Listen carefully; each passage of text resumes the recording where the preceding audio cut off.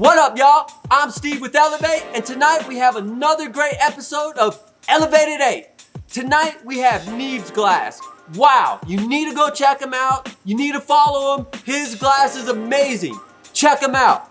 Also, I want to throw out, I need some help. We got this really cool brand ambassador program called Elev8 Dolls.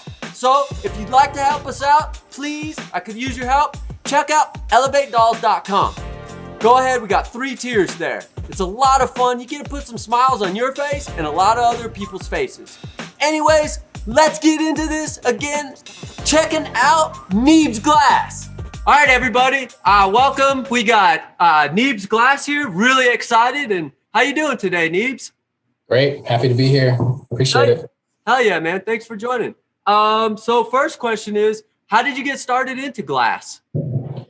Well, I was living in Seattle at the time, but I'm from Chicago, and I have a buddy in Chicago. He used to run a company called High End Glass. They had like a studio, and it was a distribution thing. They had like vans that would go to head shops and all that. They're really old, right? High End Glass. Yeah, old school. Yeah. I think I got one of their pieces. It's like this big from like 2004 or something. Yeah, no doubt. So he, the guy, one of the owners, was a good friend of mine, and he basically was always just like, you should stop blowing glass, like whenever we talk. And I was always like, yeah, no, I wouldn't know how to do that. I'm an idiot. I can't do that. And in Seattle, I had some friends. Elev8 Glass is a buddy of mine, and this other guy, Todd Hewitt, who used to make like the double inline bubblers, like old school clear, like crazy big, complicated bubblers and stuff. Yeah. And they kind of got me into it. And so I just hit up my buddy, and he gave me like a starter kit for real cheap. And so I started in Seattle under basically the watchful eye of Todd and Elev8. All right. Yep.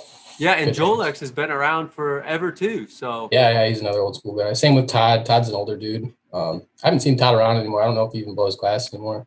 Last I saw him, he was in like a punk band in Seattle. Hell yeah.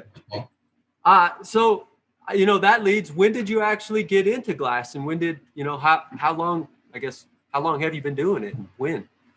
Well, I've always, had cool pieces to smoke out of, and I've always appreciated pendants and stuff, but I actually got in myself around 2012, mid-year. I figured the world was going to end. The Mayan aliens were going to come and destroy everything, so might as well dive deep, Yeah. What do you got to lose, right? Yeah, right. So you feel that was a good choice for you then? Yeah, it's been great ever since, man. Hell yeah. That's really good, man. And so what items did you start out with when you first got into the glass then? Pendants, little pipes, or? I was always under the impression that you should learn spoons and make 1,000 of them. So I was just pretty much learning spoons, and like any beginner, they were wonky with the spoon part, like lower than the tube part and everything, the neck. And and then I moved into pendants. I was always impressed by Elev8's space pendants and stuff. And so I started doing just simple like silver and gold fumed implosions and all that, Yeah. And somewhere along the way, that people just started to really like them. And that's kind of been my primary thing since, Yeah, you got a lot of space themed stuff there. And it's just like the styrations or whatever, the little wispy things. They're just, I don't know how you do it. It's fucking badass, man. Appreciate it, man. Thank you. Yeah, it's cool. And I'll do whatever. I've been making pipes and rigs and follow the trends and caps and all the things, but especially like these last few years, I have almost had no time to do anything but the pendants, So right. Hell yeah. What was your first item you did blow, and did you keep it? Do you still have it? The first item, I think it was mushroom pendants where you stick the stick of color into the hot goblet, Everyone's seen those little mushroom necklaces you get at like little head shops and stuff. I think they're actually really hard. Do you think so? To get them right, yeah, for sure. Those are my first things. Pretty sure Todd taught me how to make those. I mean, first I had to make the marble itself, and that's even just hard for a beginner, forming a marble and not flopping it around, Yeah. But I think that was the first thing. But no, I don't think I kept them, unfortunately. Did you just sell them off to people? Try to pay your way into it and do I what think most the people do? first year I pretty much just gave shit away to friends and or threw stuff away. I was kind of embarrassed by some of the first things I made, you know. Yeah, it's But, it's hard. yeah. Hell yeah. Do you have any specific items that you cherish that you've kept along the way that is just like this was cool? Actually, there's one little thing. It's not really glass. I incorporated it into glass later, but I had these. It was these little like, you know, those little green army guys. They were like the little green army guys, but they were like break dancers, and like there was this pop locker one. He's like doing something like that, and it was the first time I learned how to do the electroforming. I just electroformed Oh, it, patinaed it green, and kind of brushed it out, and used to wear it as a necklace. And I still have that laying around somewhere. I don't know why. I like that thing a lot. hell yeah. That's cool, man.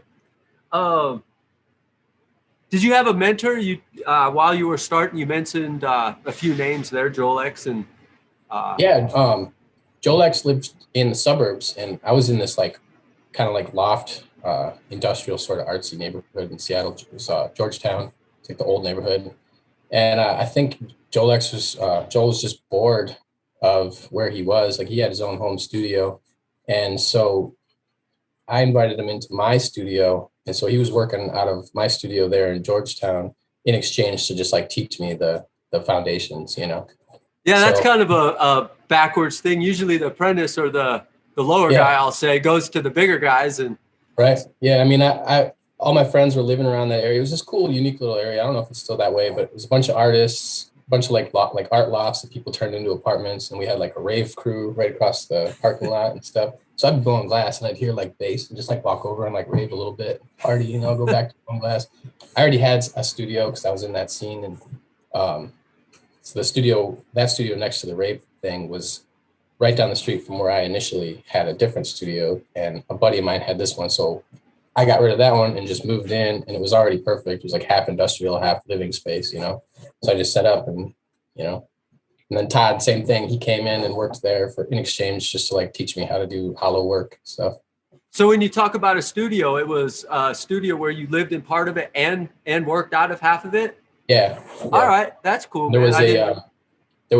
a soda lime. I think it was soda. I'm not sure how that works, but one of those neon sign workers like upstairs too. Oh So wow, it's so kind of, it's a whole like apartment thing, kind of, but yeah, like artists. industrial artist lofts. Yeah. Wow, that's really neat. That's a neat way to grow up, I guess. You know. Um, Yeah, it was a cool spot. what classes, if any, have you taken, and do you think they helped? If you did take any, did they help your skills move Oh forward? yeah, I took a class in Colorado in Denver. I think it was Glasscraft that used to be there. It's not there Yeah, anymore. yeah. But Christian Luginger, I think that's how you say his name. He's like an old school goblet maker, and you know he taught us to do the pulling points. I always use handles normally, but he taught us to pull the points Hmm. and you know do like the offset hand thing so that you can go from here to there real fast and doing all the hand formations of the real thin, you know, goblet shapes and bowls and stuff. So that was a Yeah. great class, and I learned a lot about shaping. Definitely leveled up like 10 points there. But You, other than that, I haven't really taken any specific classes. I did pay Ghost. I worked at a studio in Chicago for a few years, mhm. and Ghost had come there to meet up with what is it? Creep class, and they made it was like a zombie Ronald McDonald. You guys may have seen that piece, kind of a big one. And so I got to watch that one. I paid them a little bit to just sit and watch them make it, you know. But Oh wow. they were going to make it anyway, so it wasn't really a class, you know. But Yeah, definitely, but being there hands on, like you could, it's a class. You get to, I'm yeah, sure, right. if you know what you're doing, you can absorb Yeah, I some. definitely picked up some stuff from them. Yeah, that's really neat, man. Um, where do you get your inspiration from creativity? I see you got a lot of steal your face stuff and skulls and space. Is that what you love, or is that kind of where the Yeah, market goes, or a mixture? I mean, like a lot of people back in the day, and a lot of my friends and stuff, we were lot kids. Whenever the dead would come through town or fish or, you know, panic, whatever, we would, even if we didn't have money, we'd just roam the lots and party, you know. And so that shit was very inspirational. And I saw some of Lucky's pieces back in the day, which, by the way, rest in peace, Lucky, that he passed recently. It's a bummer. Um, and I always just thought that skull with the, you know, the Steely was just pretty cool design for an album cover. And then as far as space, man, I'm just a sci-fi nerd. You know, grew up watching Star Trek at dinner with the family and stuff. So I'm right there with you, man. yeah, so it just makes sense. Put two and two together, you know. Yeah, do what you love, and it's always going to come out beautiful. And you, Thanks. I think you've really done great. So hell yeah.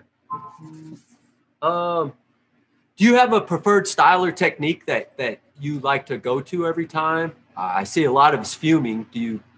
I don't know. Yeah, I think silver and gold. I've always just been fascinated by like the how many variables you can have with both flame chemistry combined with just two precious metals and all the things you can do with them, all the rainbow colors and all that. So Yeah. I've always been blown away by it, and so I've been spending years just trying to figure out a way to master it. And no one's ever a master, and things always change. Even the chemical structure of the glass changes between companies and stuff. So it's a Yep. constant learning experience. But yeah, that's my favorite medium, silver and gold for sure. So I'm going to guess you have it down very good, but do you have it mastered? Do you feel? Oh no, never. Always Yeah. the student. I don't think there's a way to master it because shit changes. Like even going from I make my own oxygen now. I got one of those I got a bunch of oxygen concentrators, old ones, and I Yep. hook up to a compressor and stuff. And even that changes how the oxygen behaves. So you got to change your everything, and then that affects your fume and stuff. So always just experimenting and stuff. Yeah, that's really neat, man. So did you build your oxygen system from scratch and piece it together, or did you go to Yeah, I bought a bunch of concentrators. I got like four of them are 5 LPM, and one of them's a 10 LPM. And All right. I got them all for like about $100. Like you just find good deals on Craigslist and stuff. Mm-hmm.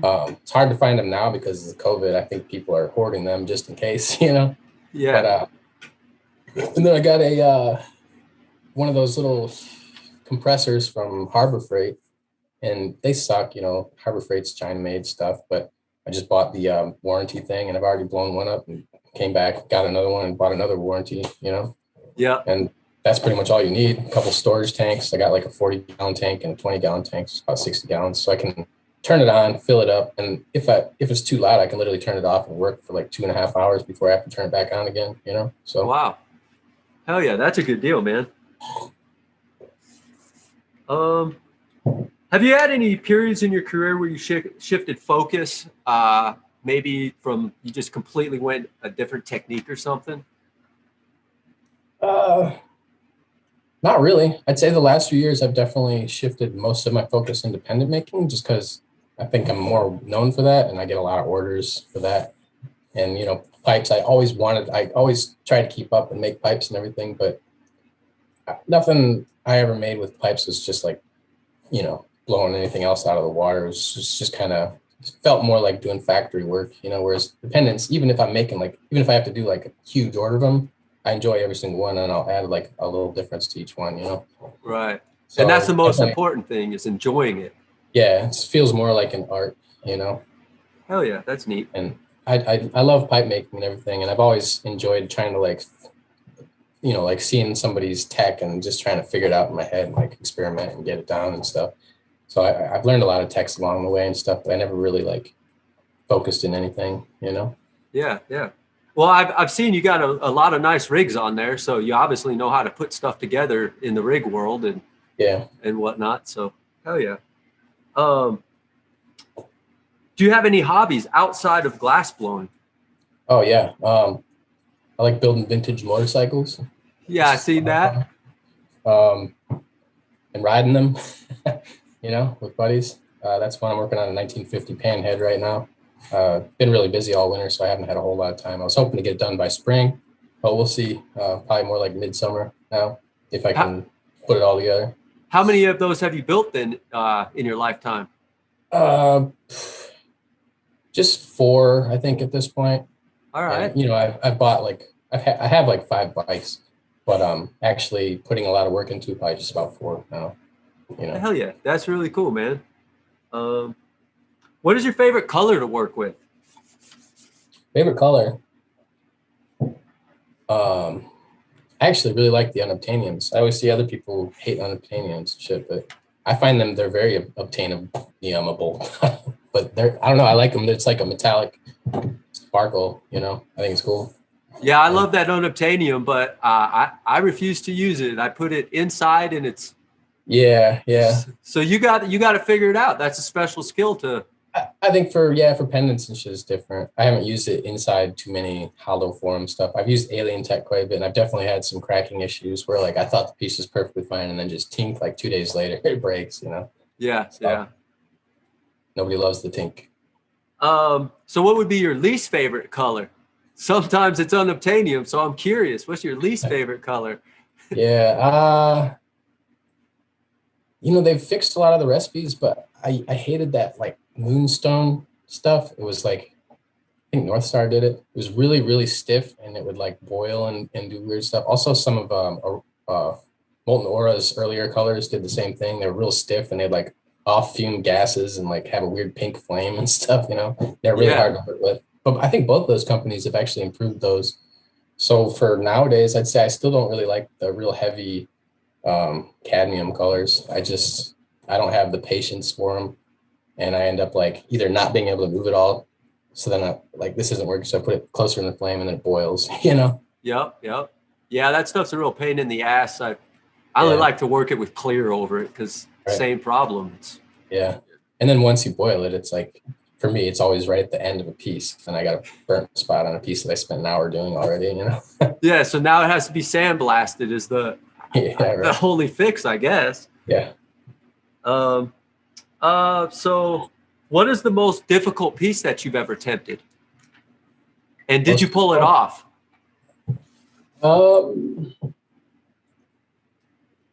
I came up with, I found these like scientific glass beads. They're like 3mm little BBs.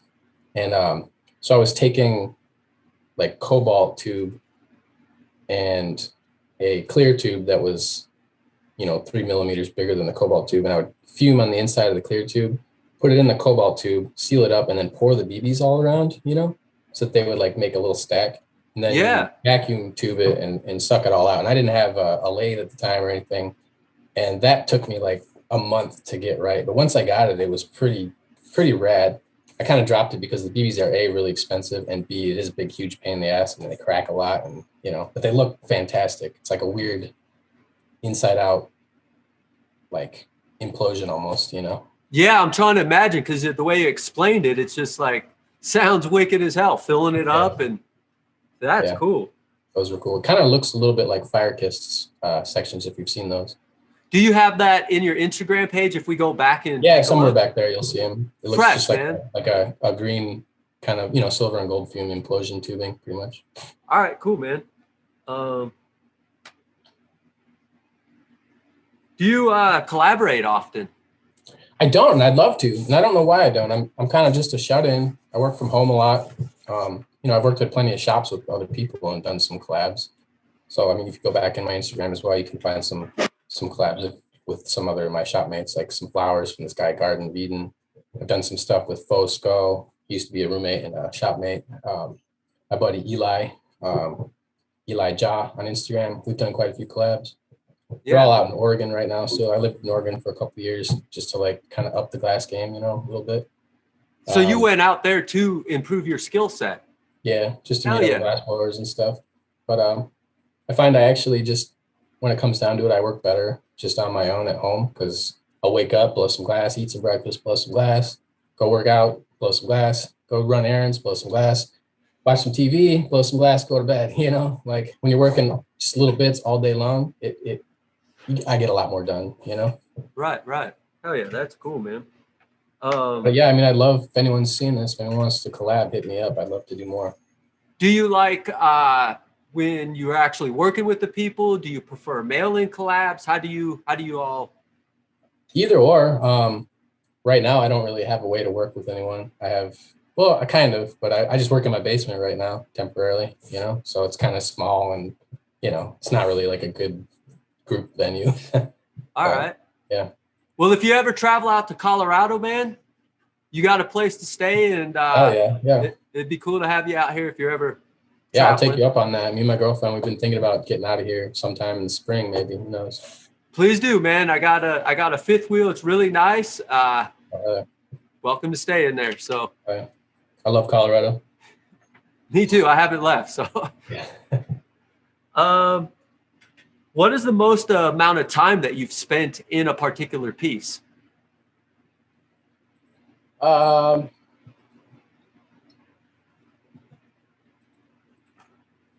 I mean, again, I'd say just that piece that tech I was telling you about, but that's just because I kept breaking it and was trying to figure it out, you know. But at any time you could have gave up and said, "Man, this isn't yeah, workable. I can't do it." So sometimes you just gotta not make money so you can get that R&D, you know, the research and development or whatever.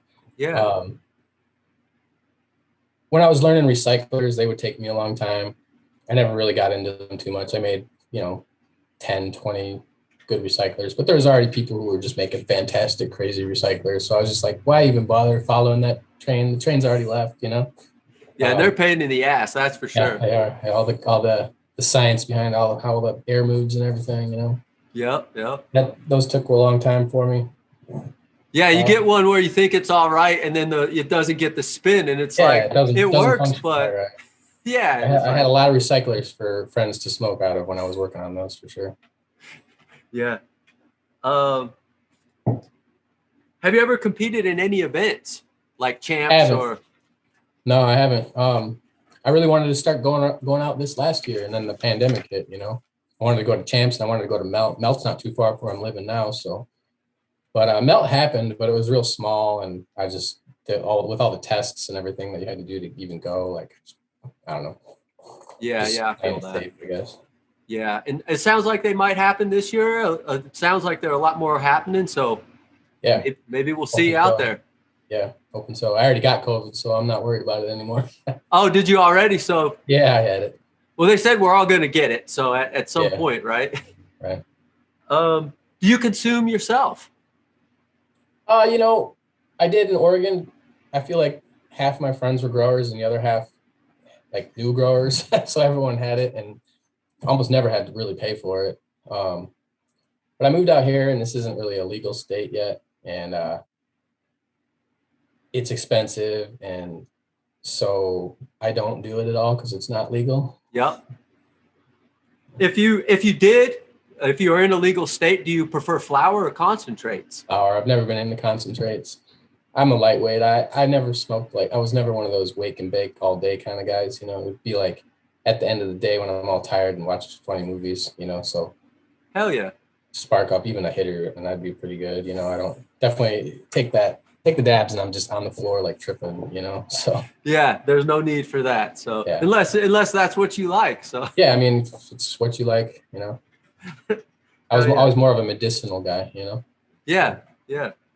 Um, do you use your own pieces or do you use other people's pieces? I know you said at the beginning you collected and really Yeah, loved no, glass. nowadays I just pretty much make my own pieces and they're usually just flawed stuff, you know. Yep. Sounds like a typical glass blower. You get Yeah. It's like amazing glass blowers and all they have is this weird jank laying around everywhere. That's always a running joke. yeah. The shop I worked at was Sweet Tooth in Eugene. It's a big shop. This guy, a buddy of mine, Chris, runs it. Shout out to you guys, by the way. I miss y'all. But it's the same there. There's just like junky, like half broken bongs and stuff that everyone's smoking out of everywhere. It's funny. Well, you got to eat, you know, and if it's nice, it's like Yeah, sell it. yeah. Um, do you find you still have the same love today for the glass as when you first started it? I do actually. I've been really I've been working a ton lately. This pandemic, for some reason, it's affected a lot of industries negatively, but I've been just jammed full of orders constantly. It's mostly wholesale, and but I like wholesale. It's gives you just time to like just dive in and not have to talk to people for weeks at a time or whatever. Yeah. Um, but in working a lot this year, I've improved a lot of techniques that I've had for years, and just before it's like, why didn't I think of this new little addition earlier? I don't know. So every time I kind of upgrade or think of something new, I re-fall in love with it. Hell yeah, that's neat, man. Um, What can we look forward to in the future from you, from Neebs Glass? Probably more continuations of the space stuff. I've been doing these new celestial body things, which I really enjoy. But also in the future, I've been kind of itching to expand a little bit into some different industries, maybe like barware or lighting, like artistic, like lighting fixtures and stuff. So I've been dabbling a little bit in that. It's really Yeah, hard to.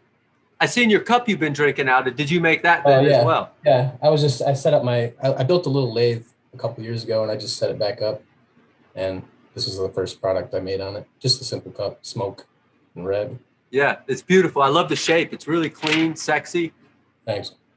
So yeah, I'd like to get into that. Like, there's always little local bars that are down to have fancy, like artistic stuff, glassware or even light fixtures and stuff. It'd be great to.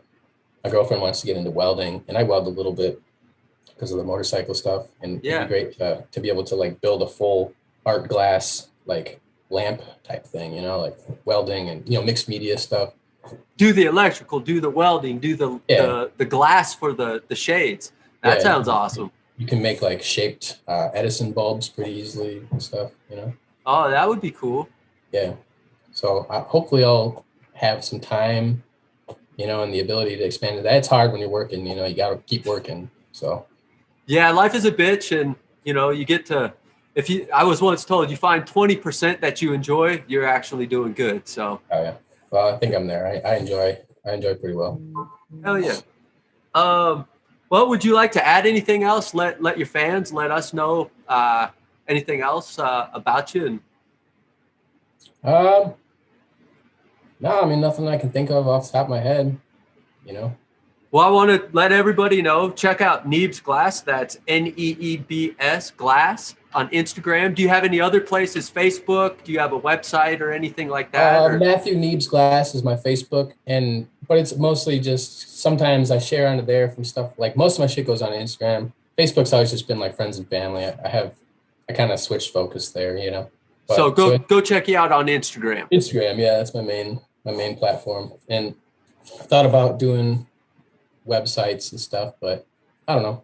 Seems like it's more of a pain in the ass than it's worth, Yeah, everything's work and more work, yeah. and then are you going to be able to do what you love, make those pendants or move on to the next thing, your lamps and everything. So we only get so much time in this life. Right. Yeah. Well, I think that's it for me, Neebs Glass, and I really appreciate taking the time here, and I hope everybody checks you out and continue on with building some badass glass, man. Yeah, pleasure's all mine, man. I really appreciate the time. All right, we'll talk to you later. Have a good one. Yeah, thanks. Take it easy. Thanks a lot, Neebs Glass. That was really awesome to get to hang out with you. I want to put out there, we need some help. I'm looking for some Elev8 dolls. It's our brand ambassador program. You can earn some money. More importantly, it's designed to put smiles on other people's faces. It's really cool. Check it out. Another thing I want to mention is our Elev8 Veterans program. Man, this is a really cool program that I got to sign up and build with Teresa. Super amazing. She's an 82nd Airborne. Amazing woman, out of control cool. So if you sign up for that, if you've served, you'll get to hang out with her. And again, it's really cool. We're doing some really cool stuff, getting some veterans, some glass blowing classes, as well as some alternative vape products if they do consume. Anyways, thanks a lot for your time. Thanks a lot for watching. If you like this, subscribe, tell your friends. Peace out. Elev8. Mind, body, spirit.